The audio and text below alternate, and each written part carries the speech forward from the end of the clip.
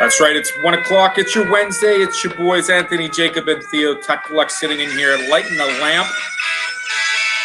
Quite an eventful week going on here, Anthony. Lots going on. It's the beginning of March. Snow's starting to melt, but we still have like half a season of NHL to go here. So let's get right at it.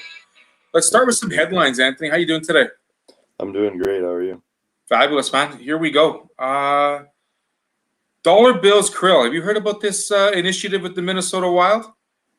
No, I don't think I have. So he's making these shirts. He's leading the rookie camp and with 17 points in the NHL. And he's got these shirts, Dollar Bills Krill, the rookie from Minnesota Wild. My question to you is he taking all the spotlight because there's not another rookie in Minnesota that was expected to be there this year? I think he's been the best rookie in the NHL by quite a large margin. But I guess people are complaining that he's older. I think he's 23 or something by now, and so some people are saying they're not giving him enough credit for what he's doing. But I've seen so many KHL players like that come over to the NHL and not be able to translate their game. But he's been a game breaker, and he's been a reason for people to want to watch Minnesota Wild games. So I think whatever he wants to do, I think the entire team should fully support. Absolutely. There's not much to cheer for in Minnesota except for the fact that they're on the ice and they're not stuck in a COVID protocol, but they really haven't performed much under Bill Guerin's tutelage as GM with the Wild. Let's see how this story unfolds over the next couple of weeks. Should be interesting to see. Another good story comes out of Philadelphia. Oscar Lindblom getting over his Ewing sarcoma and finally finished his treatment, finally cleared to play. He returned to the ice against Pittsburgh. Huge ovation, obviously, considering there was not as many fans in the stands, but a tremendous feel-good story for Oscar returning to the NHL.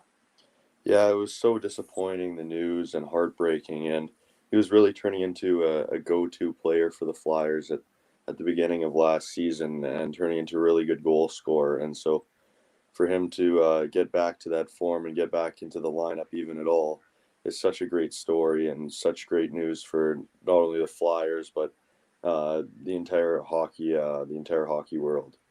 No doubt, and it comes on the anniversary, the 23rd anniversary of Mario Lemieux's issues with his Hodgkin's lymphoma. So interesting that they were able to put it all together with Pittsburgh being in the building and Mario being there. So again, a tremendous feat and well done by both teams. Just I wish there was a full audience to really give him the homage and the appreciation of his return to that, because you really think about the struggles off the ice, especially during this pandemic and what's been going on.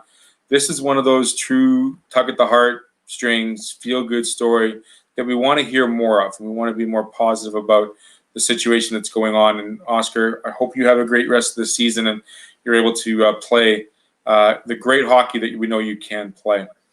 Let's look at tonight's matchups. A couple of games that are interesting. One's on the East Coast in that Mass Mutual East. We'll bring it up now because that'll segue us into our next subject. But before we get to that one, let's talk about your Leafs and the fact that they've gone 120 minutes without allowing a goal, without Freddie Anderson, and now they play him in the third game with Edmonton. Does Edmonton finally crack that egg? I can't believe that Michael Hutchinson's gone back-to-back shutouts.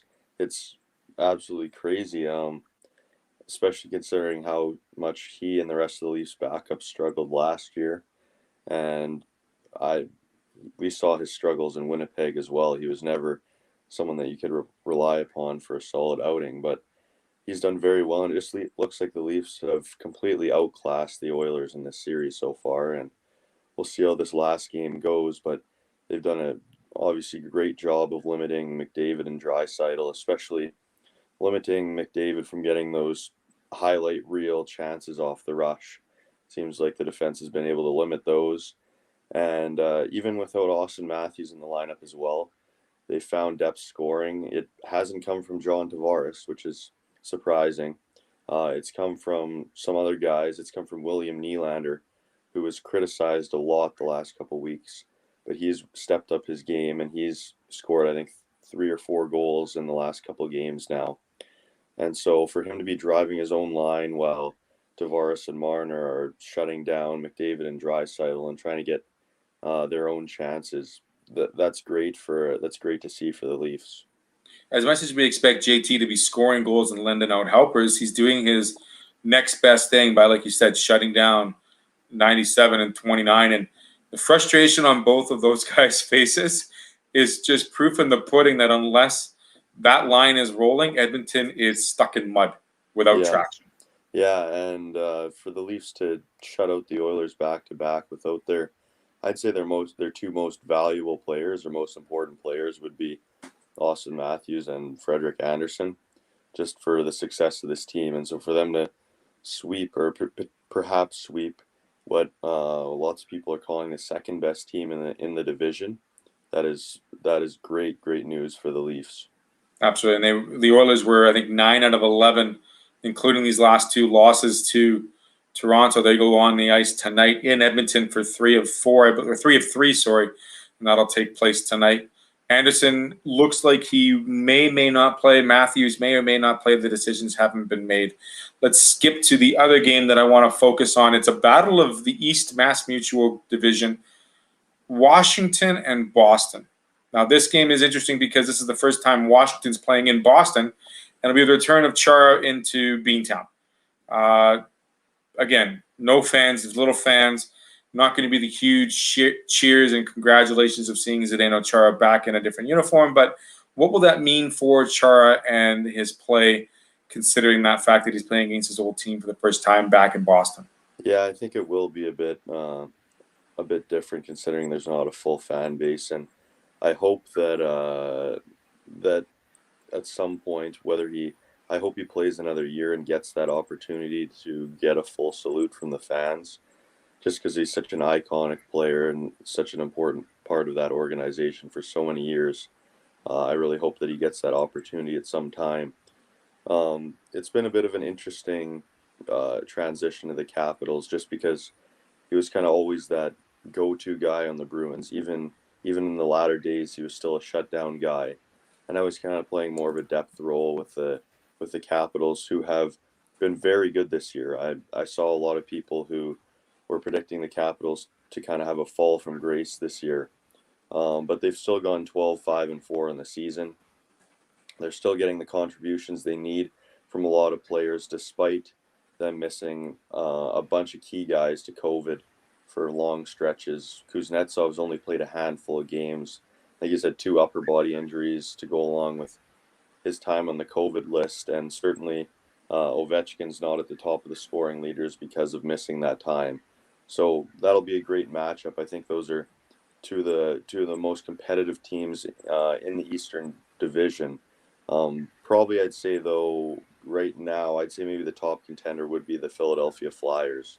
If I'm going into a playoff series, them and the Islanders might even scare me more than the Capitals and the Bruins. Let's talk about the rest of this Mass Mutual East. I mean, we spent a little bit of time talking about it, but the bottom line is, like you said, Washington's on top right now with the record you've mentioned. Their goals for is number 1 in the East. Their goals against is also number 1 in the East for the most amount of goals let in. Ovi's not having his offensive showing as normal. 7 goals, 10 assists, but he had missed those 4 games to that COVID party him and his Russian fellow mates had at the beginning of the season. So they're back now. They're moving well. They're skating well. Nick Backstrom's leading the team in points. What does this team have to continue to do or improve to make sure that they're still in that top spot in the East? Yeah, I think the biggest thing for them has been how good Nick Backstrom's been and how good John Carlson's been as well, coming off his Norris Trophy. He's really backed that up, and I think he's played even better defensively than he has in seasons before. They signed a bunch of defensemen this offseason, and in the last couple of years, it was Chara, it was Justin Schultz, it was Nick Jensen, and even a couple of years before, Michael Kempney, who's out for the year with, I believe, a knee injury. Yeah. And so there was some questions about the mobility on their blue line, especially when young guys like Jonas Siegenthaler are now on the outside looking in because of all these signings. But it seems like that defense has actually been a strength for them, despite obviously one of the biggest problems has been letting in goals, and I think that's more to do with that Ilya Samsonov's only played, I think, 3 games all year, and that means that they're having goalies who are not proven going out there, and that's been their biggest problem. Goal scoring's been fine. I think the defending's been fine, but the goaltending just hasn't kept up. I like this team a lot, but I feel like uh, there's more concerning teams that would be more concerning to face in the playoffs than the Capitals. Okay, so Capitals aside, you mentioned the Islanders and the Flyers. I like what Barry Trotz has done in New York. Like, that is a lunch pail, blue collar team. They don't have tremendous goal scoring. I mean, Matty Barzal's leading the team in points, but also leading the team in PIMS as well. So he's playing that gritty style of hockey.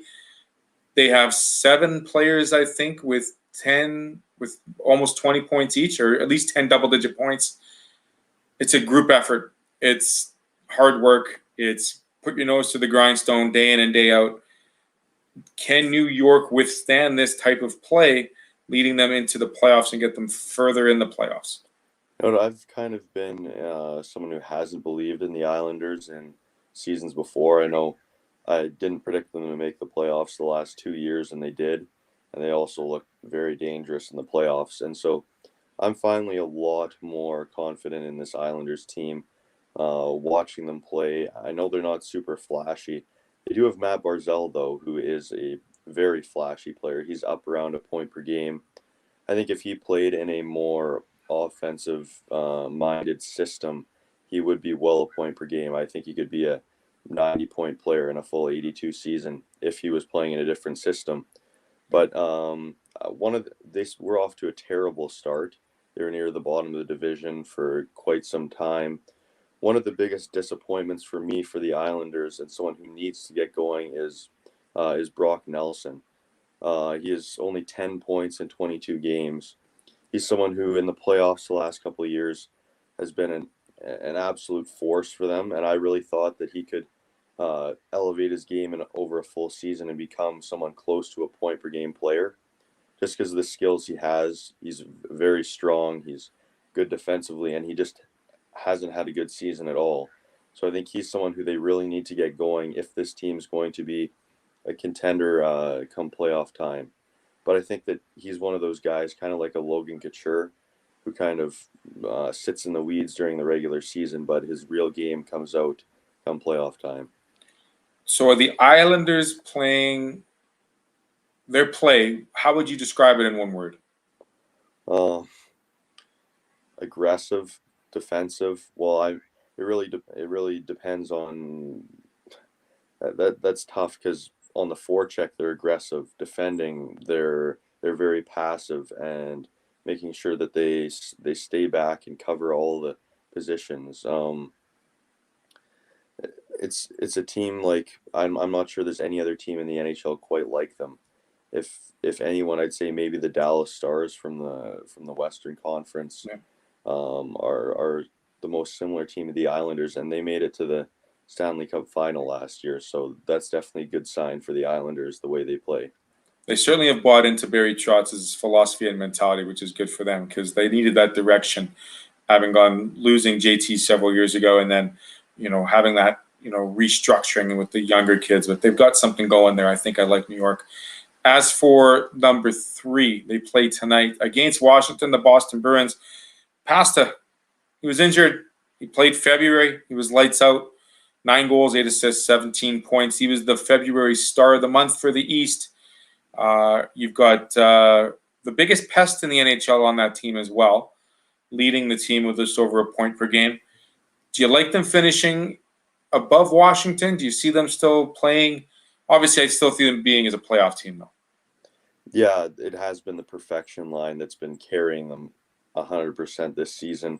The biggest thing for them has been they've been decimated by injuries, especially on the blue line. And after losing Torrey Krug this past off season, they really needed some guys to step up. Charlie McAvoy has done that. He's been one of the best defensemen in the NHL this year, in my opinion. But like someone like Matt Grzelcyk, who's only played 6 games this year. They were really hoping that he could take the next step and be someone who could fill some of those minutes for Torrey Krug. And definitely in the bottom six, and after that perfection line have struggled a bit. I know they've lost David Krejci to some injuries, but Jake DeBrusk is someone who was looking like he was going to become a top 6 power forward. He only has 4 points in 14 games, and he hasn't looked very good on the ice whatsoever either. So that's definitely an interesting storyline going forward. I have liked what some of their younger rookies have brought in, guys like Trent Frederick and Jack Studnicka. I like them how they played this week. They're very aggressive, defensive minded, and bring some speed that some of those older guys from the Bruins don't have. So definitely the Bruins are still a contender, and that perfection line is as good as any in the NHL. But I think that their blue line just can't quite keep up to the top tier of this division. Okay, I like that understanding. I think that's smart.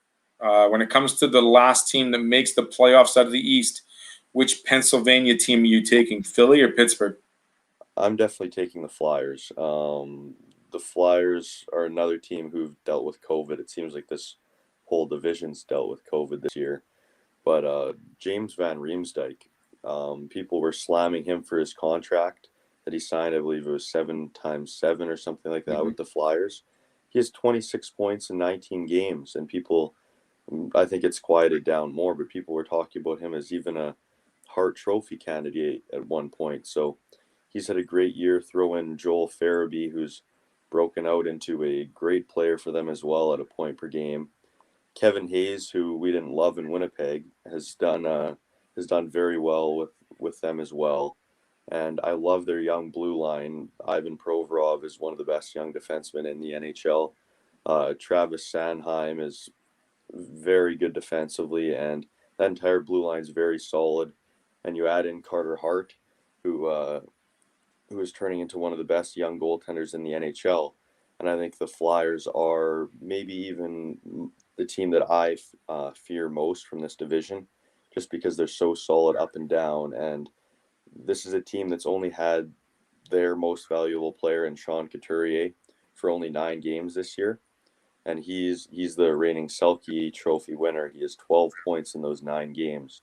So I think once they get him back full time, they've only had Travis Konechny, who was a real breakout player for them last year for 13 games. So I think once they get some of those key players back, I think this team is going to start trending back towards the top of the division.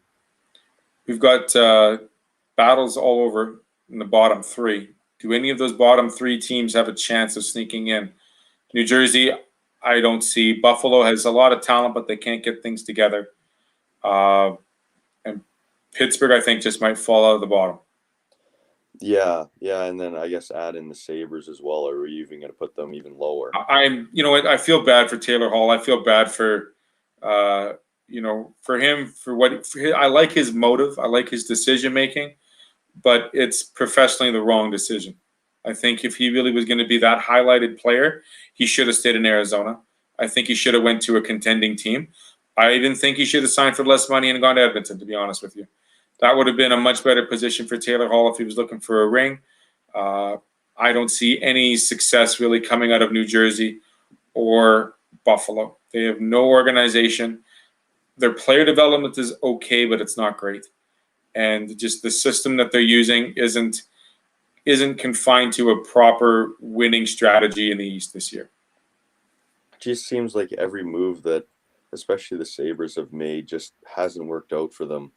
The Ryan O'Reilly trade, they got Tage Thompson back. I think he has a handful of points in the entire season, and you just look at this Sabres stats in total. You've got Olofsson, Eichel, Reinhart, who have put up decent numbers. Taylor Hall has been a disappointment with 1 goal in 20 games.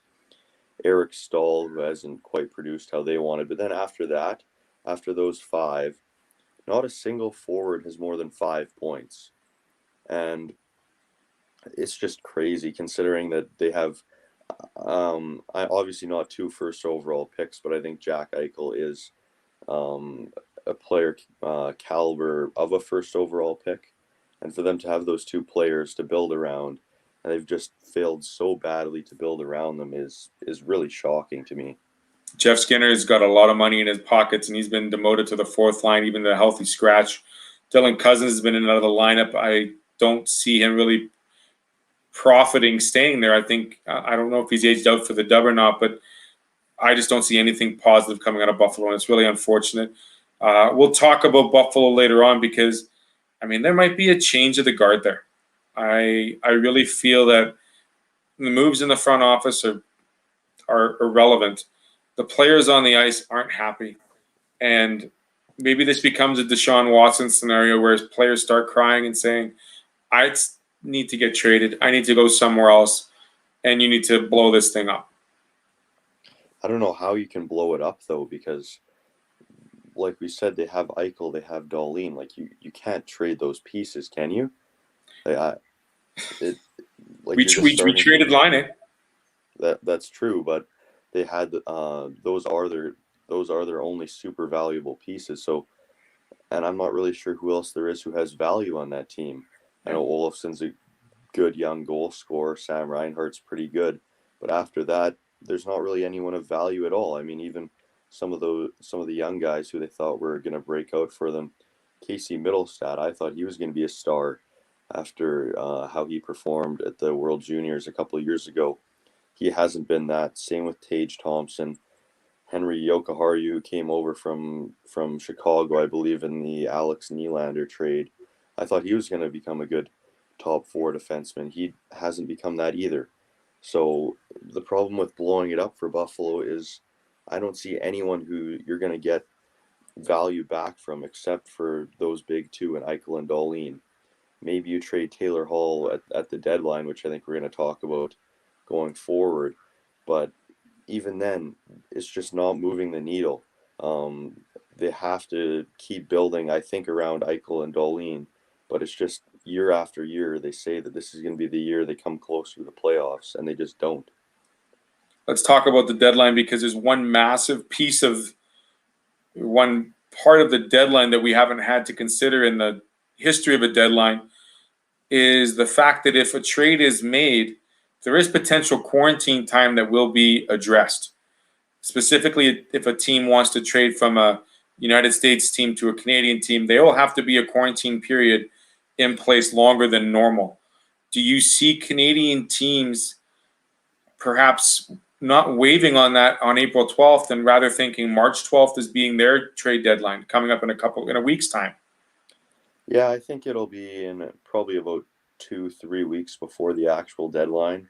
And I think the teams like Toronto, especially, has been in the rumors that they want a top six, top nine winger to complement what they have up front. The thing is that who are the sellers in the Northern Division that they could perhaps trade from and avoid the quarantine? That's probably right now. The Senators are obviously a guarantee for that. They don't have anyone of too great of value. The Canucks, they have a bad record, but this is a team that's supposed to be good, so I'm not sure how many assets they're really going to sell off at the deadline. The Flames, do they sell? I have a hard time seeing it as well because this is a team that's supposed to be competing for a playoff spot. So I think it's going to have to come from a team across the border. But just in general, I think the trade deadline is going to be quite a bit quieter than normal. First of all, for the reason you said about the quarantine, but second of all, because because of how close teams are to the salary cap. And we talked about someone like Taylor Hall, who could be a potential trade candidate. Well, he has a salary of $9 million, I think, or is it even higher?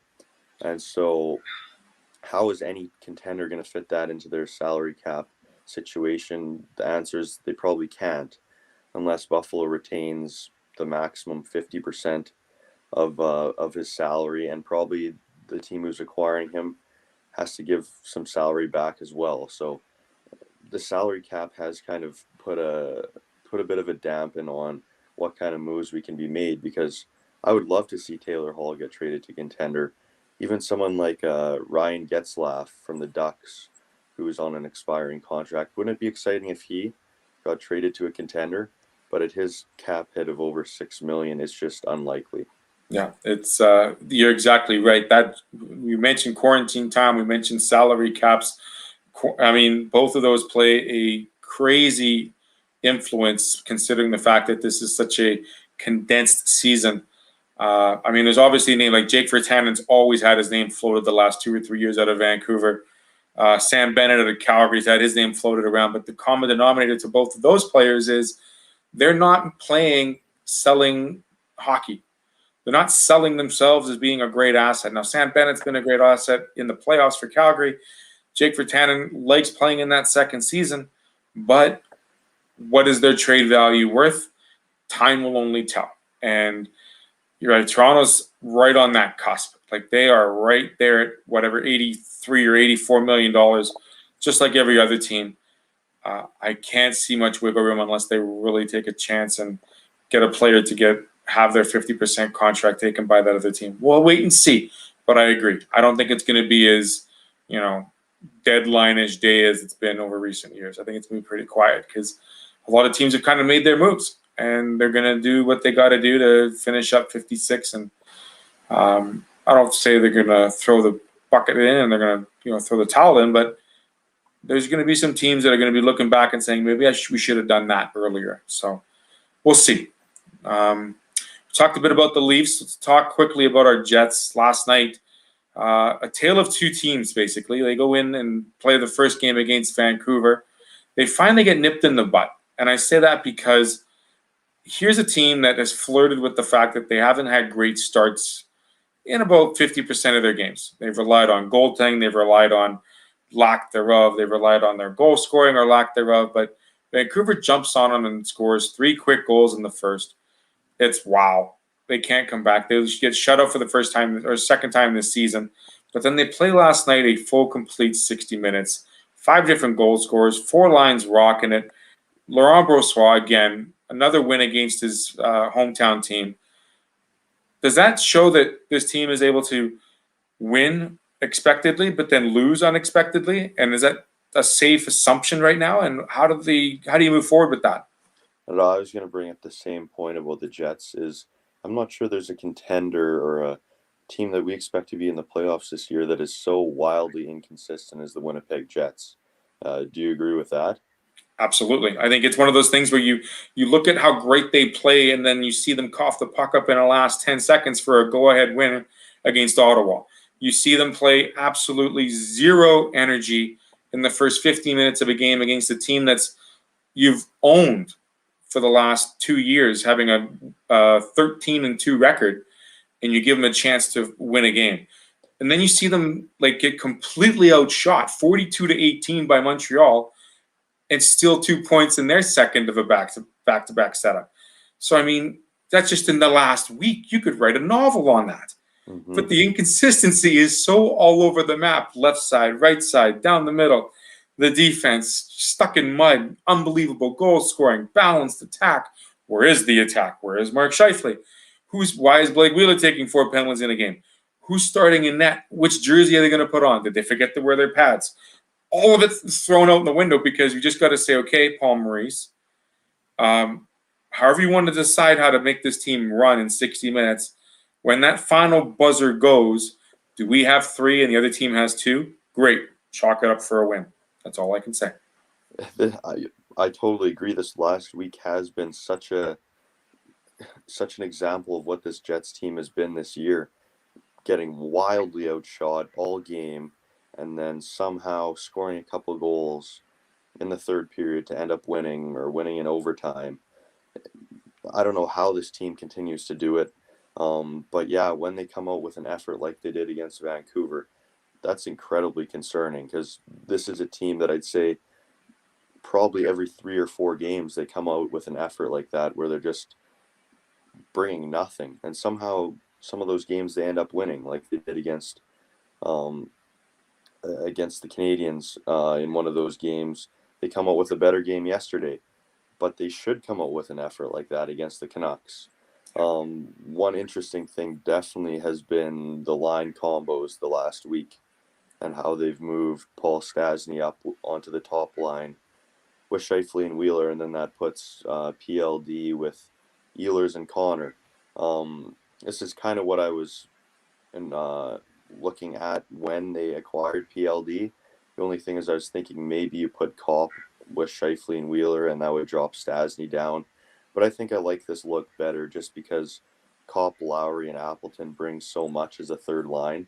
And even on the nights, like we said, where it seems like they're bringing nothing, it seems like those three guys are the guys who are pulling the strings and trying to get the top guys back into it and trying to get that team back into a more competitive game. And so I like those three being together. I like how the line combos are. We just need some all around consistency from this team. I think the consistency from the front 12 forwards will come when you have more time playing with one another as line mates. Murata Tess of The Athletic commented with me a couple of weeks back saying Kyle Connor is the perfect winger for PLD and how their play will complement one another. We just haven't seen enough time for Dubois to put that chemistry together with Kyle Connor. Now, obviously, Stastny, Wheeler, and Scheifele, three veterans. I mean, it's hard to consider Mark Scheifele a veteran, but he's been there since 2012. So it's almost been 9 years for this guy. And Wheeler's been there, and Stastny's been there. So there's a good chemistry there. Ehlers is fast. Connor is fast. Dubois can be fast. Dubois can play that responsible defensive centerman to allow Ehlers and Connor to fly down the wings. I look at that third line, Lowry, Appleton, and Kopp, fearless to go to the front of the net. I mean, Appleton's goal, fearless to crash into Braden Holtby last night. He has now more goals this year than he did all of last year, which I think is a huge improvement for him. Andrew Kopp is playing with a consistency and a confidence. Adam Lowry just has to keep playing. He hasn't scored much in the last 10 games. He had a great start to this season. We were like, wow, maybe this is the Lowry we expected to see 4 years ago. We need him to start moving in there. And it's nice to see how that fourth line has worked. You know, Swaggy P, Matt Perreault doing his thing with, I call them the West Coast kids. You know, you got Thompson and you got, don't tell me, Lewis. I mean, both guys have played for the West Coast Ducks and Kings respectively. They're doing, they're bashing and binding for 8 to 10 minutes a game. So we're starting to see a balance. We're starting to see a consistency. I don't want to jinx this team and say the I word, because it hasn't hit the Jets yet. I am a little concerned on the D side in terms of how Josh Morrissey has been playing.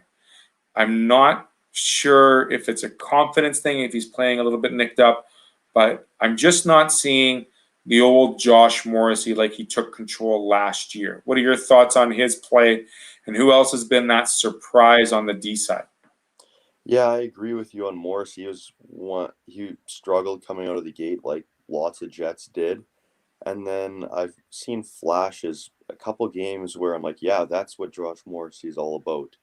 Defending plays, not allowing entries into the defensive zone, making some smart passes, maybe even creating some offense. But it seems like that's one out of every 3, 4, 5 games. And the other ones, either he's not noticeable or he's making mistakes. And that's just not what they need out of the guy who is supposed to be their number one defenseman. I agree with what you said about the bottom six. It's kind of a bit of a throwback bottom six, kind of like a West Coast bottom six. Lots of teams are going for more speed and skill in that bottom six. The Jets definitely have some speed, definitely have some skill in the bottom six, but it's more about crashing and banging. It's more about being responsible. It's more about grinding down the opposition, trying to get an offensive zone shift or try and maybe defend, especially in the Lowry's line sense, maybe shut down one of the opposition's better lines so that you can get that Scheifele or you can get that Dubois line out against weaker competition and perhaps get some offense that way in terms of matchups. So I like the bottom six. Josh Morrissey, I haven't absolutely loved it all since the last 2 seasons. There has been glimpses of him coming back to what we expected him to be, but it just hasn't been there on a consistent basis. The Sami Niku experience continued this past week. What are your thoughts on him being a consistent top 6 defenseman? or is Uh, he going to be back and forth? And do you feel like he could be a potential trade chip, maybe this season, even next season?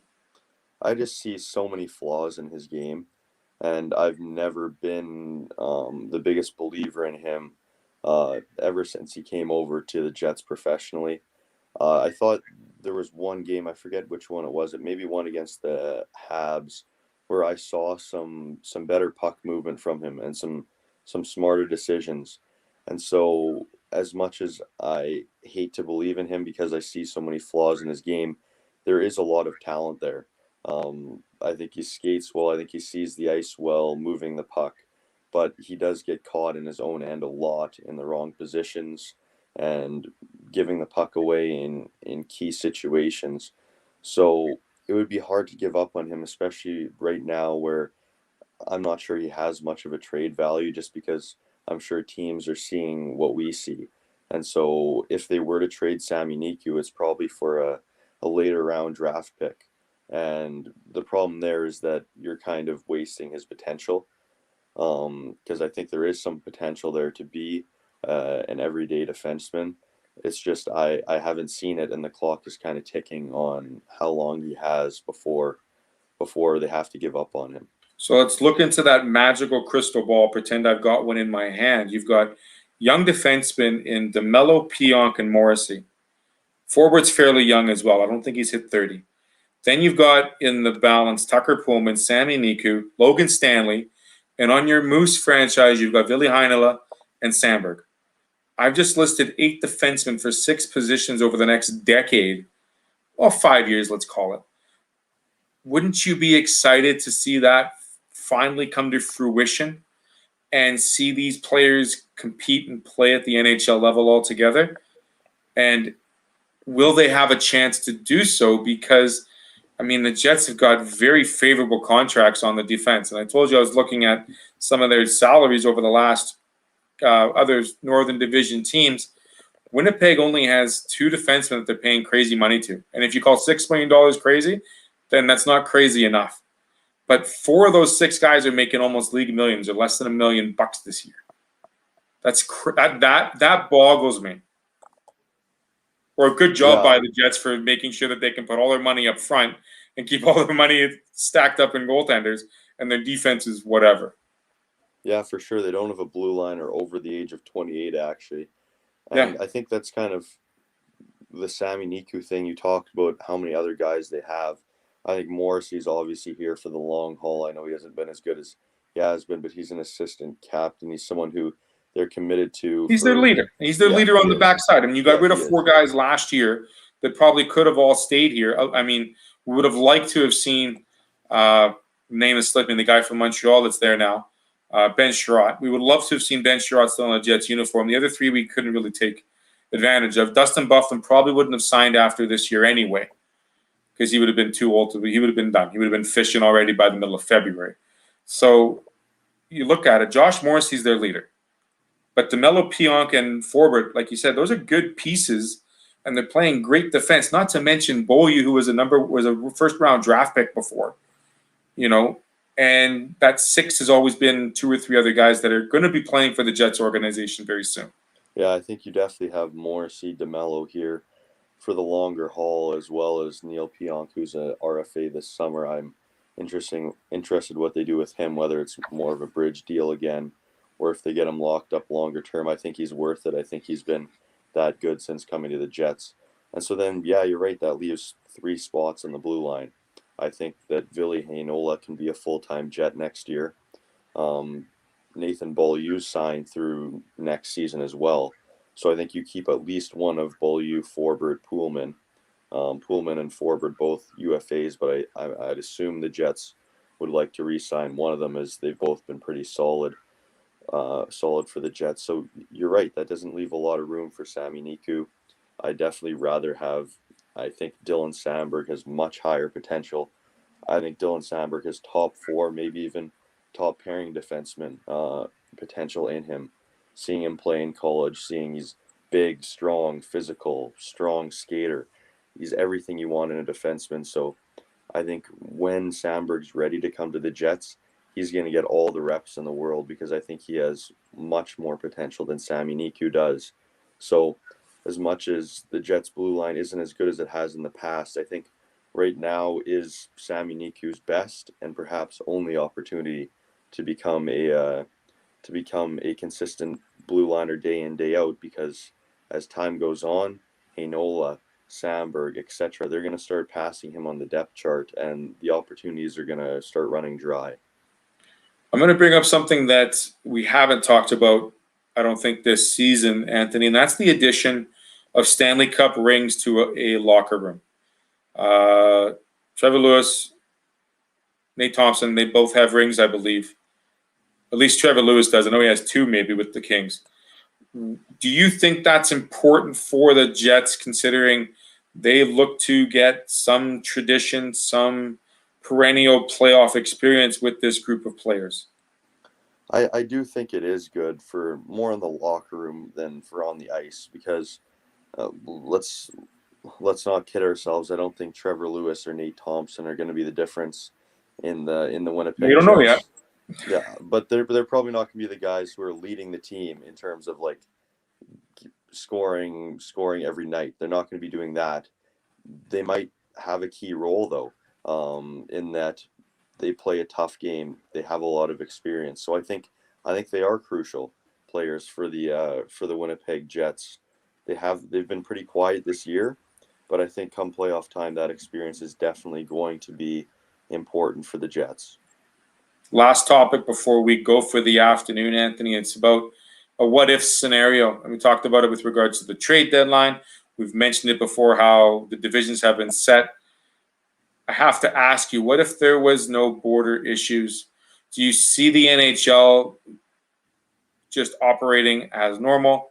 Would you have seen, let's say that, April 1st rolls around and the border opens up a bit, and there was that opportunity to play a second half of a season with 8 different teams? Give me your case as to seeing things change for maybe the upcoming season. Should there be a little more leniency on border crossing? I'm not sure there would be too much of a difference just because I know we're thinking this border issue is huge, but at the end of the day, there's only 4 playoff teams that come from Canada, or 4 teams who are going to be um, acquiring players for the deadline. So maybe you see Toronto be more active. But I think they kind of made more moves in the off season. I'm not sure how big of a move they would really make regardless. The Jets might want to add. I'm not sure how big of an addition they want to make. I think they already made their big move in acquiring PLD. So anything else, I think, is going to be pretty minor, and that goes for the rest of the Canadian division. I don't think they're making any big moves. I think the biggest thing is the salary cap, and it's that those high salary guys who are on expiring contracts, who we have seen moved in the past, probably aren't going to happen. Like the Jets acquiring Paul Stastny a couple of years ago from the St. Louis Blues. His cap hit was around $6 million. That's just a player that teams aren't going to be able to fit into their cap structure this season, and so it's disappointing because I like those big moves and I like having tons of trades at the deadline and being able to report on all the rumors and all the happenings that are going on. But I just can't see it happening this year, mostly because of the salary cap. Which brings you to my next point. Make sure you follow Anthony at NHL Discussion on Instagram. The page has got at least 4 or 5 ads every day with regards to potential trades, news, highlights, headlines, you name it, it's on there. We had some Donnybrooks last week on there, looking at potential gradings of how teams have done thus far. What else are we working on this upcoming week on the site, Anthony? Yeah, I'm continuing to work through some expansion previews and seeing which teams or which players teams are going to protect and who Seattle could end up with at the end of the day. So I'm letting followers vote on our story, kind of looking at who they think Seattle should take from each team. And so then I'm going to get a final projected roster out of that, as well as my final projected roster and who I would take as the Seattle general manager. So I'm interested in seeing kind of the difference between those two lists, and seeing if the Seattle team is a team that can compete next season. So far, I'm going in alphabetical order, so today would be with Carolina, the Carolina Hurricanes. So I'm going to get that out over the next hour or so. So far, doesn't seem like Seattle is quite as loaded or as quite as many options as Vegas had. Maybe it's just because the way the alphabetical order works, but we'll see in the coming weeks if there's going to be bigger pieces that they could steal. Clearly, Vegas got the best handle on a draft process because they had a winning product in Vegas from day one. Now, obviously, that process has changed for Seattle here upcoming, but how important is it for them to be a franchise on the West Coast, far away from Tampa and the East Coast teams, to put that winning product on the ice from day one just as much? You know what? And I know lots of people are saying, "Oh, Vegas did it. Seattle's going to do it as well." I'm not certain about it because look at who Vegas has. They have Alex Pietrangelo, Shea Theodore, who are two of the best defensemen in the NHL. They have Mark Stone, who's one of the best wingers in the NHL. These are guys that aren't just going to get dropped on your plate in the expansion draft. Mm-hmm. They somehow ended up finding great talent in some guys who no one expected it out of. They turned Jonathan Marchessault and William Karlsson from fourth liners into impact top line guys. They acquired guys like Max Pacioretty. They've now turned Chandler Stevenson from the Capitals' fourth line when they won the Cup into a first line center. This is a team that's worked magic at finding value from areas that people weren't expecting them to. And so Seattle can't expect to just draft the best player from each team and hope that they're going to have the same results as Vegas, because Vegas, I think they've gotten very lucky, but they've also been very shrewd with the moves they've made. And I'm not sure that we can expect the same from the Kraken. As the Kraken. I don't think of the Kraken being a hockey team. I think of an octopus. But anyway, on that note, the draft process and how those intertwining deals with each team that Vegas had, do you think that their doings in terms of taking, okay, don't take this player because we'll give you a package deal with draft picks? Do you think those kind of deals will be happening off the main street for Seattle and those prospective other teams, or do you think that because that's been made public, there'll be less of those kinds of deals? You know what? I heard a lot of rumors about teams who are saying, "Oh, that's not going to happen this time, that we made mistakes last time around." But at the end of the day, I think when it comes down to it and teams are crunching through their lists, I think they are really going to still go and say, we can't lose this guy. And we need to, whatever asset it's going to take to make sure Seattle doesn't take him. I think at the last minute, teams are still going to do the same thing because they really do fall in love with their teams, perhaps a bit too much, I think. And perhaps sometimes you have to realize it's a business. And for teams like Minnesota and Florida who lost multiple assets to the Golden Knights, I think maybe they should have looked back and said, "Look, maybe it's better we just lose one asset than for Seattle to take two of our guys, and perhaps both of them turn into impact players." So perhaps there's going to be less, but I'm still expecting multiple deals like that because I'm expecting GMs to have fallen in love with players who they've decided they can't lose. Yeah, I mean, Anaheim's probably kicking their butts losing Shea Theodore in that deal, and Seattle's probably really upset. Or not Seattle. St. Louis is really upset, and Pittsburgh's really upset losing Ryan Reeves to the Golden Knights. And you talk about Karlsson and Marchessault, and we haven't even touched on the fact that Marc-Andre Fleury was a top 5, maybe top 10 goaltender that Vegas snaps up, and they've added Robin Leonard to the mix. It only just shows how great that front office has really made that team in the last 3 years. It's pretty impressive. I know Ron Francis will do the same in Seattle, and he's got a good pal in Jason Botterill and Norm McIver, the ex-Jet in player development. So it should be pretty interesting what they do on the West Coast. Anthony, anything you want to mention before we say goodbye and talk next week? I think we're pretty good. Right on. So check out NHL.discussion on your Instagram page. Follow me on Twitter at TheoSports. We'll have more updates in terms of what ASTV is doing, as well as some news around the hockey leagues. And we're not just talking the NHL, but we're finally seeing the WHL. You've got to be excited with the Dub coming back to play. I mean, Alberta started. The East is now coming. The South is going to start coming. And we just got word that BC at the end of March will start their play too. So maybe we'll bring some of that up into the discussion. Let us know what you think. Send us a comment. Send us a message. I know Anthony is chomping at the bit to start watching some junior hockey because I know that's one of his favorite set of leagues to watch, isn't it? Yeah, for sure. And getting to see some of those draft eligible guys like Carson Lambos, Dylan Gunther, who we haven't been able to see the last year. I'm definitely excited to get some viewings on them for the first time in a while. Really appreciate the time, Anthony. Thanks, everyone, for watching Lightin the Lamp live Wednesdays, 1 o'clock. Make sure you come and join us each and every week. Thanks again. Have a great rest of the day, and hopefully we'll see some snow melt, right? For sure. Take care, Anthony. Have a good day. You too.